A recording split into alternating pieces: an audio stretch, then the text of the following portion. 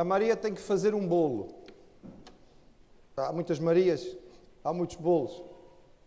Mas normalmente nos bolos existem ovos e normalmente é preciso bater os ovos. Então o que é que a Maria faz? Ela pega 2 garfos, junta 2 garfos de uma maneira lá especial que ela sabe, entre os dedos, e começa a bater os ovos ali, a fazer um esforço enorme com o braço, e ela cansa-se a meio e para, e depois começa outra vez, porque aquilo é cansativo. Mas mesmo ao lado, na bancada onde ela está a bater os ovos com 2 garfos, há uma batedeira novinha em folha, eficaz, funciona muito bem, tem ferramentas específicas para bater ovos e uma tomada de eletricidade mesmo ali ao lado. Mas ela não usa a batedeira. O que é que você diria sobre isto? Bem, talvez seja um capricho, não é? Que ela acha que os ovos batidos à mão ficam melhor. Mas acho que poderíamos dizer de alguma maneira que não deixa de ser um desperdício de esforço, tempo, de algo que, enfim, foi feito para poder facilitar e que ela deixa de usar e que está mesmo ali à mão. Mas é engraçado que o Manel não fica atrás. O Manel não fica atrás. O Manel está a usar um alicate, daqueles alicates grandes. Ele está a usar um alicate para tirar um prego que não ficou bem colocado. O prego não está bem posicionado. Então ele está a usar o alicate para arrancar o prego. E quando ele termina de tirar aquele prego com o alicate, ele pega um outro prego para colocar naquele sítio e começa a bater com o alicate.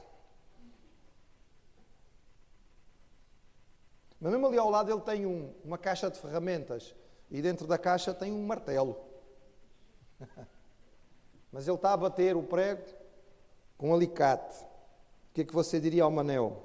Epá, preguiçoso, talvez, um bocadinho tolo, sem experiência, ou talvez muito semelhante à Maria. Trata-se no fundo de um desperdício de tempo, de esforço, com o risco de que o trabalho não fique bem feito. E a conclusão disto é óbvia. Nós devemos usar as ferramentas, as melhores ferramentas, que estão à nossa disposição para fazer bem um trabalho que nos é dado. Ok, pastor? Gostamos da mensagem? Podemos ir embora. Não, ainda não, irmãos. É porque isto se aplica à vida espiritual. O Senhor tem dado ao seu povo instrumentos para a nossa vida espiritual. Formas práticas que podem e devem abençoar o povo de Deus, as nossas vidas, e que nos ajudam a crescer e a fazer o trabalho do Senhor e a vencer as nossas batalhas espirituais. Mas muitas vezes, como Maria e como Manel, nós deixamos de lado instrumentos, ferramentas, formas valiosas que Deus colocou à nossa disposição. Às vezes nós o fazemos por desconhecimento, às vezes nós o fazemos por preguiça, às vezes por preconceito ou simples desperdício. Mas nós temos que dar contas a Deus, porque Ele colocou à nossa disposição e nós não usamos. E o instrumento espiritual do qual eu queria falar aos irmãos nesta manhã, baseado na palavra de Deus, evidentemente, é o jejum. O jejum bíblico. Jejuar não é necessariamente uma prática religiosa. É bom lembrarmos. Há muitas situações na vida em que nós jejuamos e às vezes nem percebemos que estamos a jejuar. Por exemplo, quando nós estamos muito tristes, quando nós estamos de luto, quando nós estamos em sofrimento, com muita tristeza, é comum ficarmos sem comer, nem damos por isso. Não há vontade de comer. Não apetece comer. Mesmo que a gente tenha comida à nossa frente, nós deixamos de lado.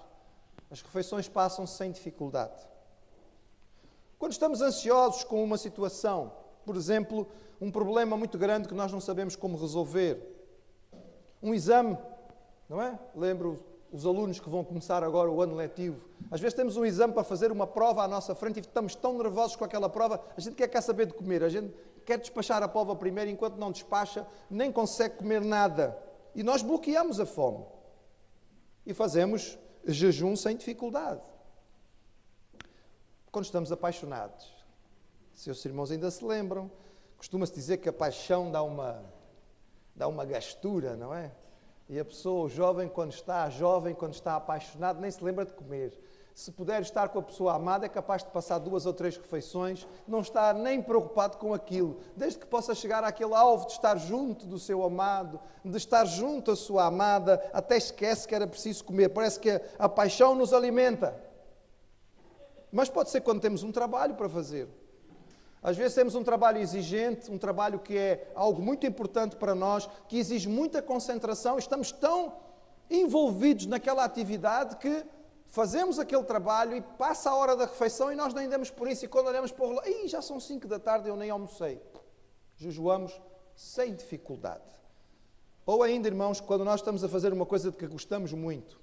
Pode ser que seja ler um livro, pode ser que seja fazer um trabalho manual que nós gostamos imenso de fazer, pode ser que seja um jogo que estamos a jogar e que gostamos muito, e é capaz de se passar as horas e a hora da refeição e nós nem damos por isso. Ou seja, o jejum não é uma coisa assim tão absurda, irmãos, nós o fazemos com frequência. Mas o que ressalta desta prática comum, ou seja, normal, o jejum que fazemos sem nos darmos conta, é que nós jejuamos sempre que há uma coisa mais importante do que a comida à nossa frente.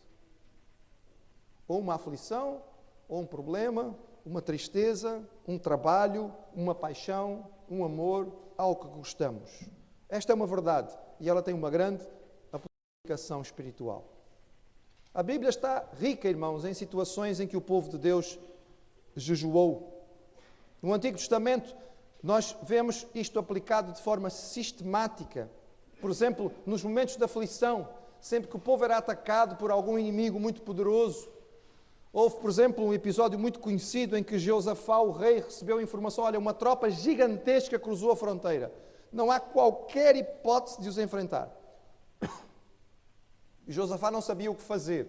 Então ele mandou chamar o povo, mandou o povo jejuar e chamou a nação para orarem em Jerusalém, por causa daquela aflição tremenda que eles tinham diante de si.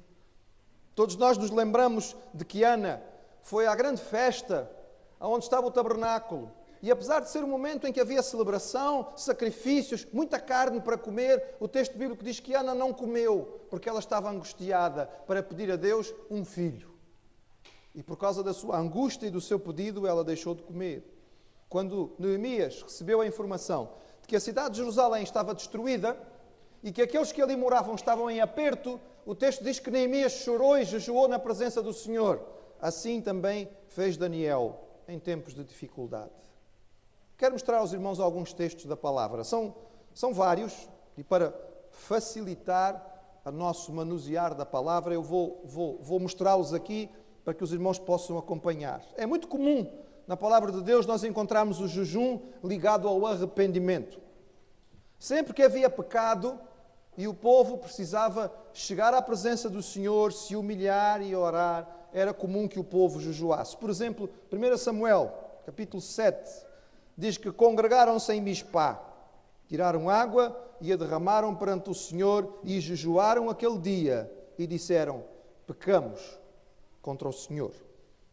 No tempo de Neemias, o povo percebeu que o exílio era causado pelo seu pecado, o pecado dos seus pais. Vejam o que aconteceu. Neemias capítulo 9 diz: e no dia 24 deste mês ajuntaram-se os filhos de Israel, com jejum, com sacos, traziam terra sobre si, e a descendência de Israel se apartou de todos os estrangeiros e puseram-se em pé, fizeram confissão pelos seus pecados, pela iniquidade dos seus pais.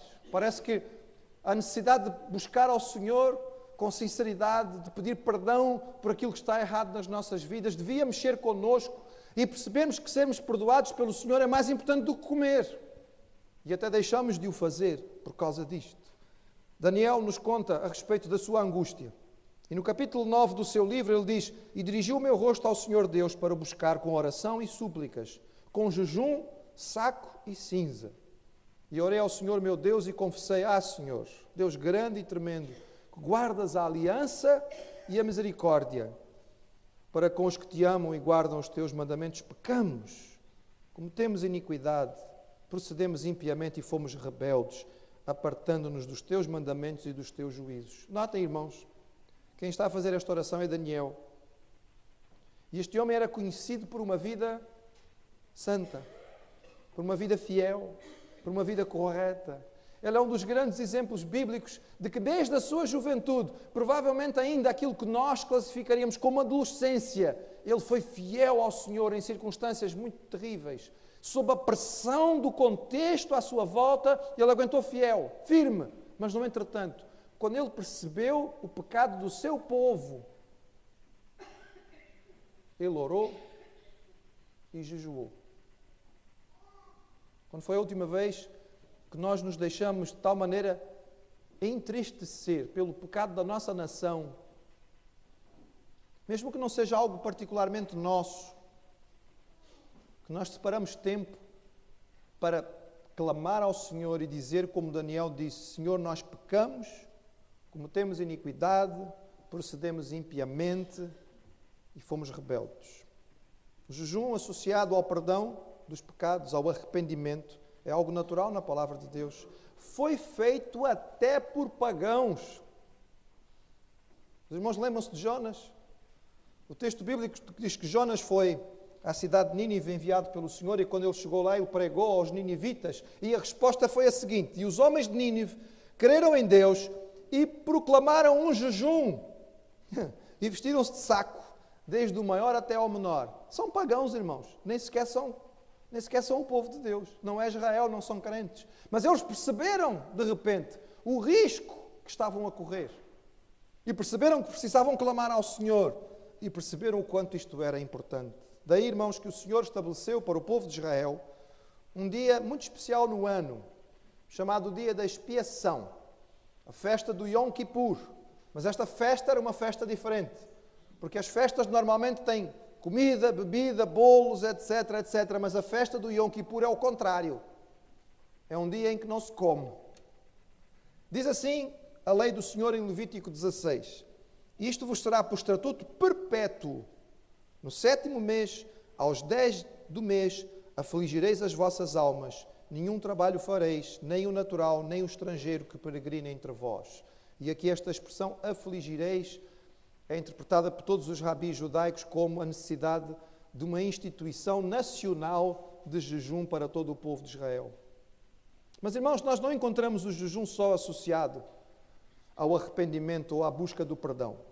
Nós encontramos o jejum associado a momentos de oração, em que era preciso pedir ao Senhor coisas concretas, específicas. Quando havia um desafio e era preciso ir à presença de Deus e, Senhor, isto é muito importante. Nós precisamos mesmo de uma resposta.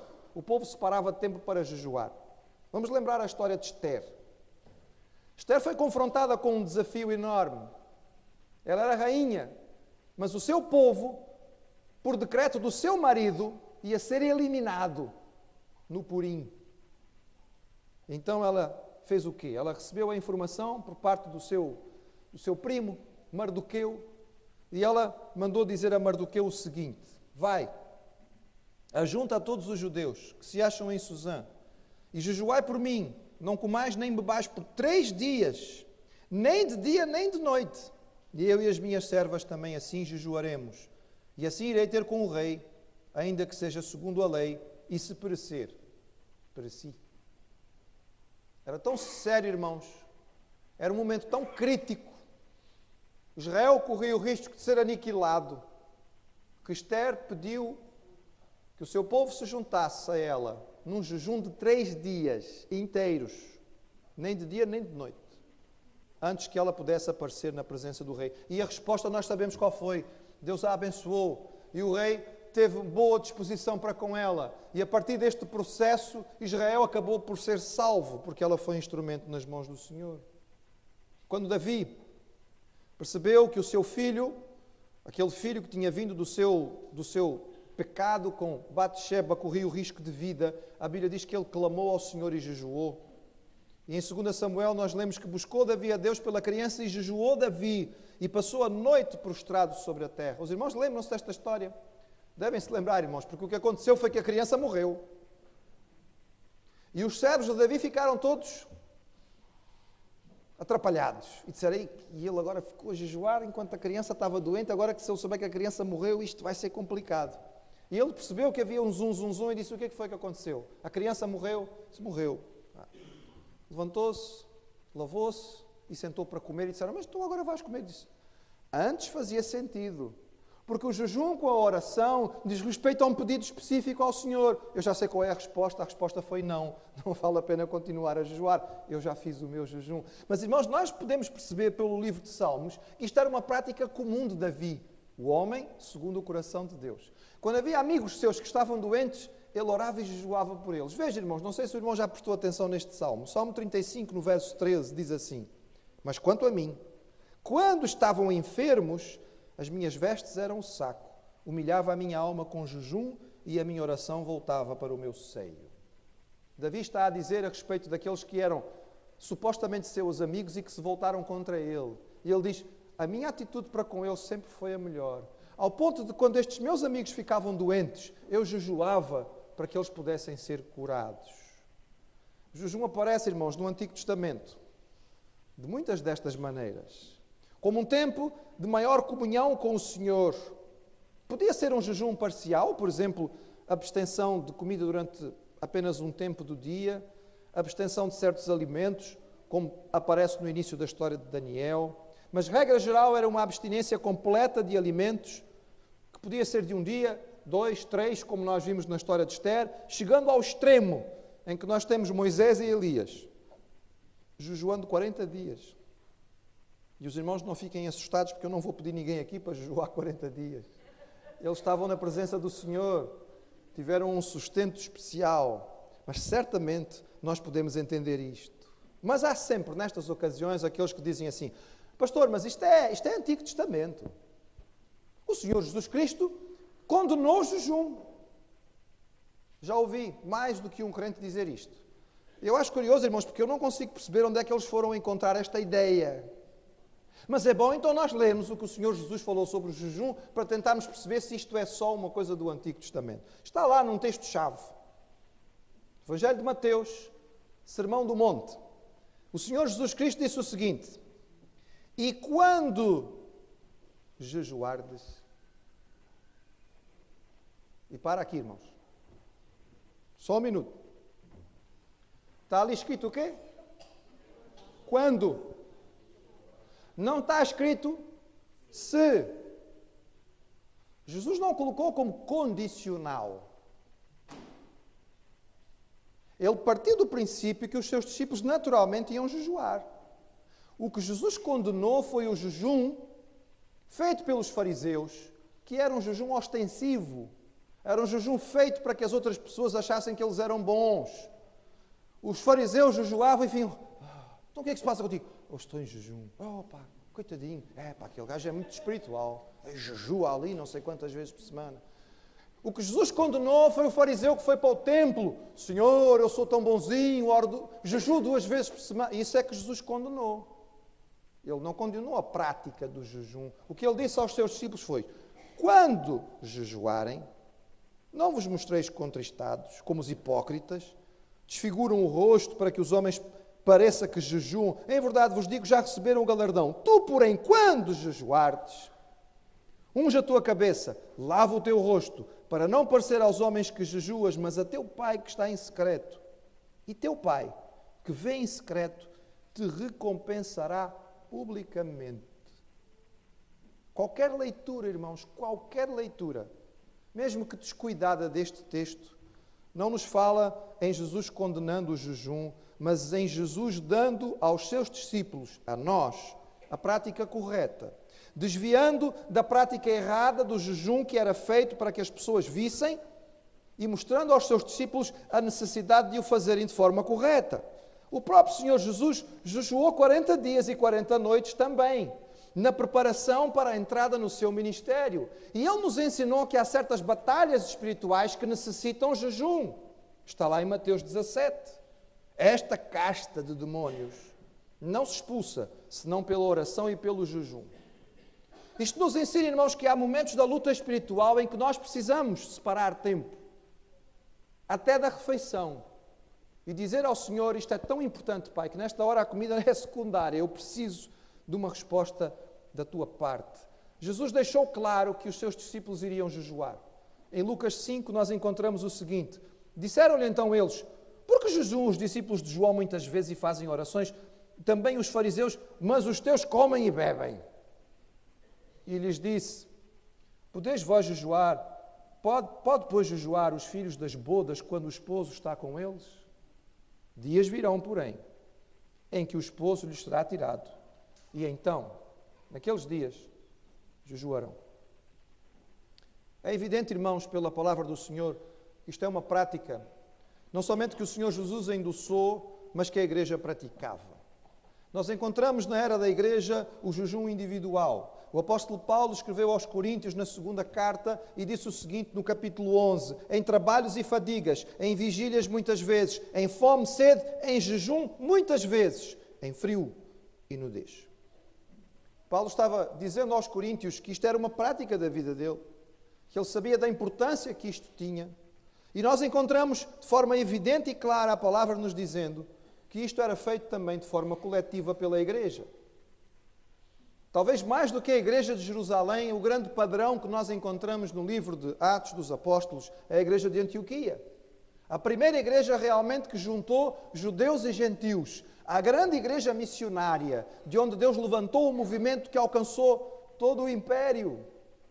Mas vejam, irmãos, a ligação entre jejum e missões. Não sei se os irmãos já tinham percebido. Está lá. Em Atos capítulo 13, versos 2 e 3, diz o seguinte: e servindo eles ao Senhor e jejuando, disse o Espírito Santo: apartai-me a Barnabé e a Saulo para a obra, e os que tenho chamado. Então, jejuando e orando, e pondo sobre eles as mãos, os despediram. Nós temos, irmãos, aqui a liderança da igreja, e a igreja como um todo, a orar e a jejuar, a perceber a vontade de Deus desta forma, a compreender aqueles que Deus tinha chamado para serem missionários e a comissioná-los para a tarefa. Há uma ligação direta entre o jejum e missões.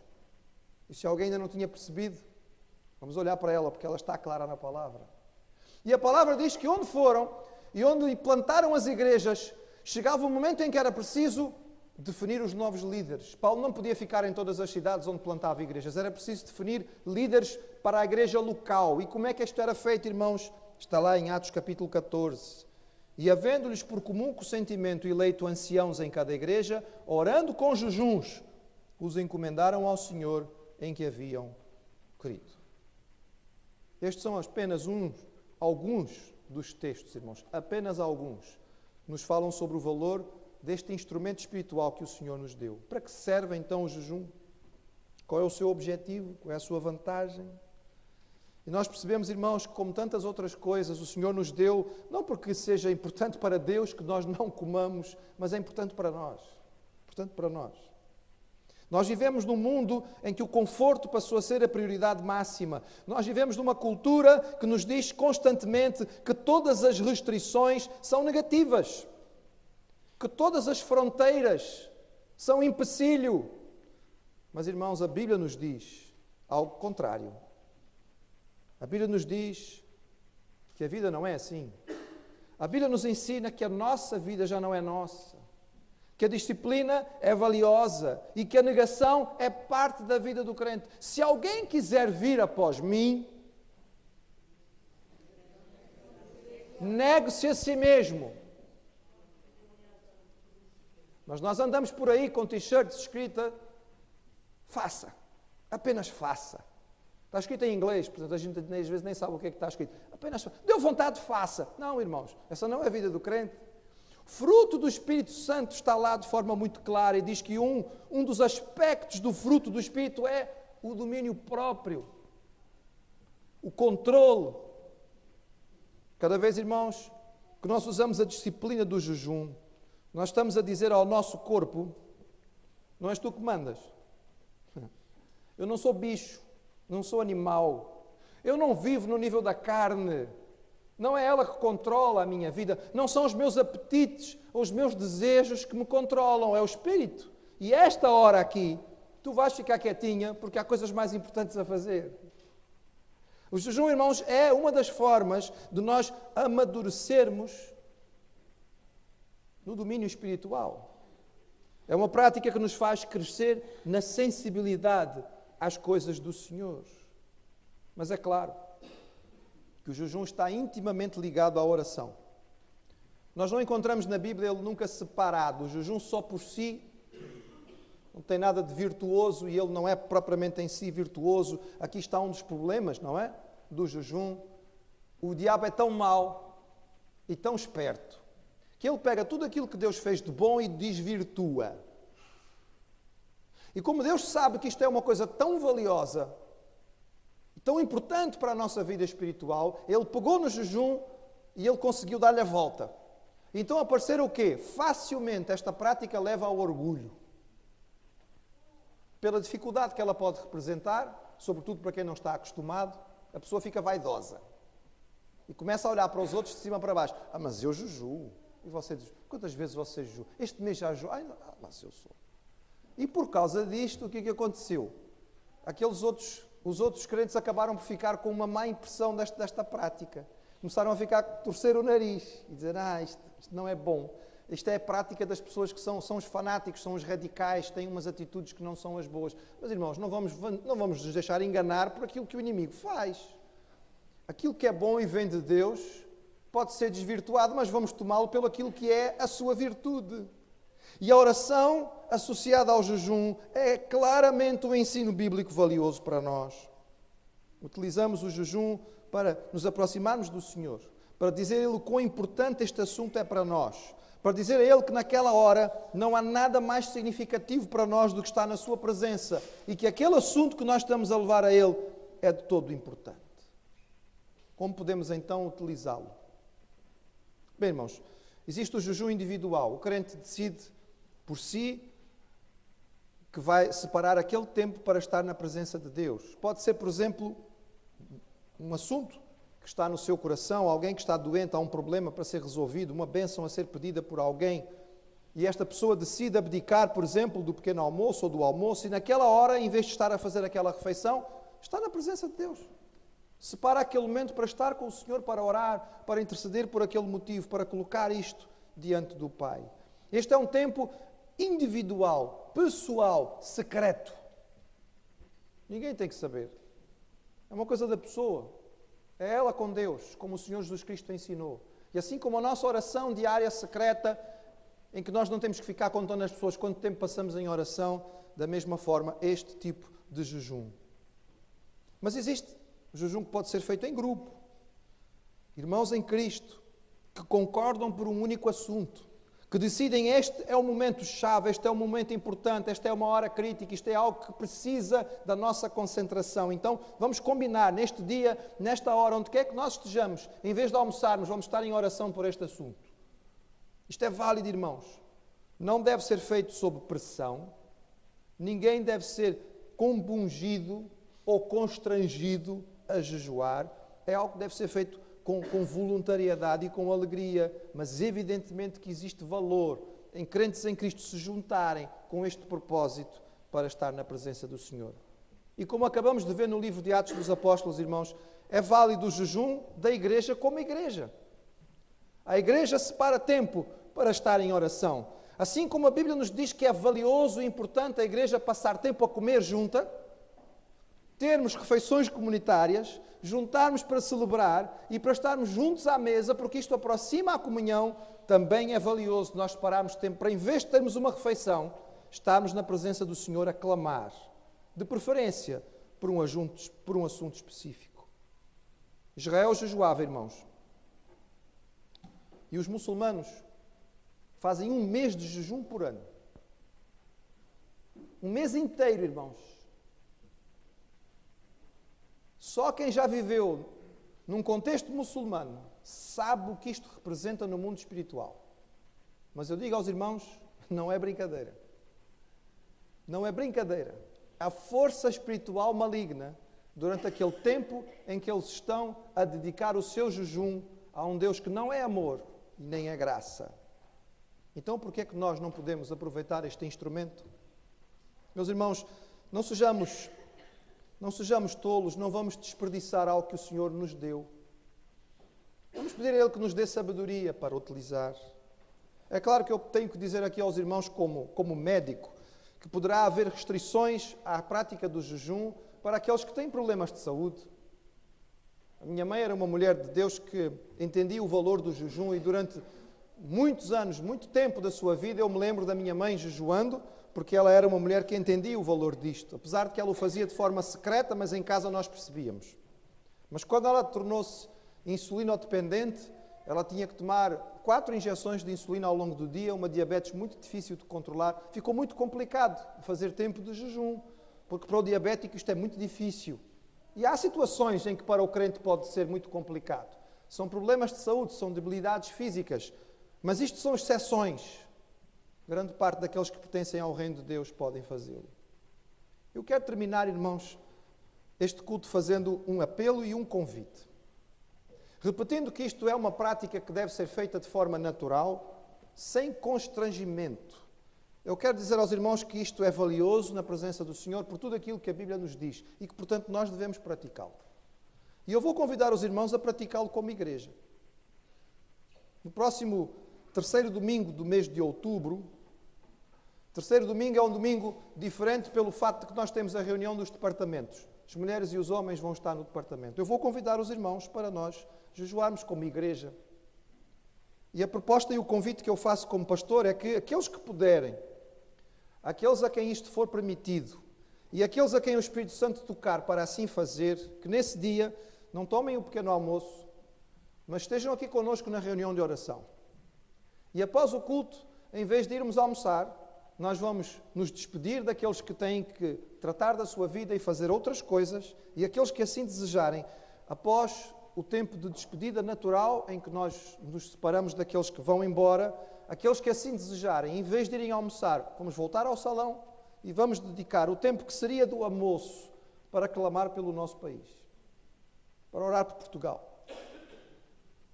Aqui continuaremos durante algum tempo. Depois, à tarde, há os encontros naturais das classes, ou seja, dos departamentos de homens e mulheres, e a sugestão do pastor é que então, após este encontro dos homens e das mulheres, nós nos juntemos ali no primeiro andar e quebremos o jejum juntos antes de virmos para o culto da tarde. Este é um convite que eu faço. Vou repetir, irmãos, não se trata de constrangimento. Isto não é motivo nem de orgulho, nem de vaidade. É uma prática cristã normal, que devia ser comum da nossa vida. Se ainda não é, talvez seja o momento em que nós possamos descobri-la. Se o irmão ainda não experimentou, talvez seja a hora de perceber o quanto ela é válida.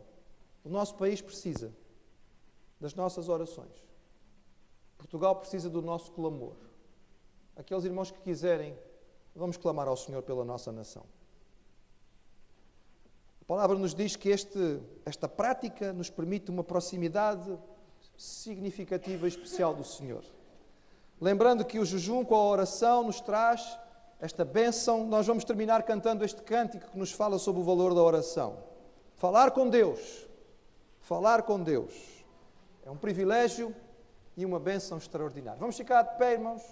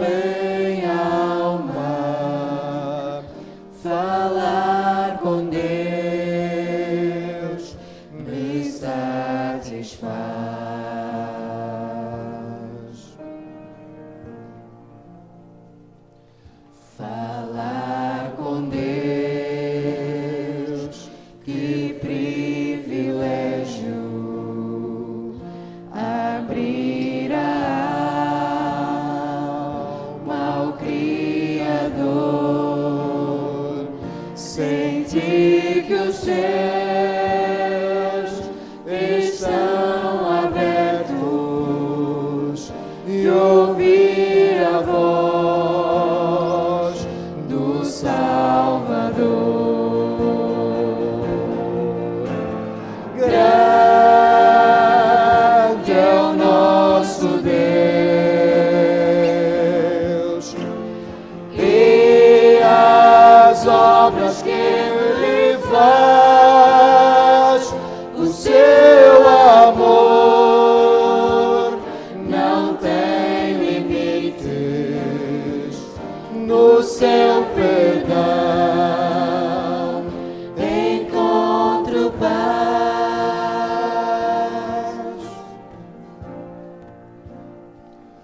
Falar com Deus é o que preciso, pois Ele é fonte de poder. Só nele a vida faz sentido, pois me dá forças para viver. Grande é o nosso Deus e as obras que Ele faz, o seu amor não tem limites. No céu perdão, encontro paz. Grande é o nosso Deus e as obras que Ele faz, o seu amor não tem limites. No seu perdão encontro paz.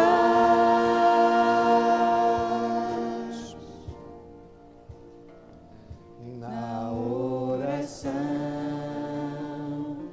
encontro calma. Na oração encontro paz. Orar a Deus faz bem à alma. Falar com Deus me satisfaz. Orar a Deus faz bem à alma. Falar com Deus me satisfaz.